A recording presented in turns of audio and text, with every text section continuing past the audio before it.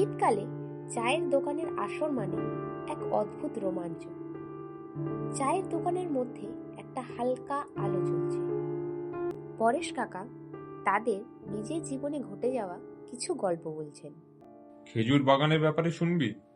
শোন তাহলে। অনেক বছর আগেকার কথা। মদন নামে এক রস সংগ্রহকারী ওই বাগানে রাতে হাঁড়ি মারতে গিয়ে গাছ থেকে পড়ে মারা যায়।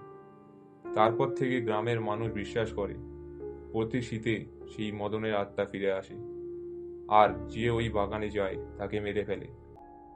মদন কি ওই বাগানে একা আছে নাকি? ও নিজের দল ভারী করেছে।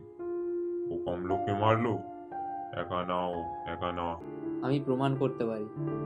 ওসব ভূত ট্রুত বলে কিছু হয় না, ওসব মনের ভুল। ঠিক আছে, আমি যাব, আর হাঁড়ি এনে প্রমাণ করে দেবো যে ওখানে ভূত নেই। রাত তখন 12:30 কি 1টা হবে। রাহুল গ্রামের রাস্তা দিয়ে ওই খেজুর বাগানের দিকে যাচ্ছে। সে এই গ্রামের মানুষকে আজ বুঝিয়ে দেবে ভূত এই কথাটার মানে যে বিতে গেছে, নাকি কোনো ভয়ানক চেহারাধারী আকৃতি।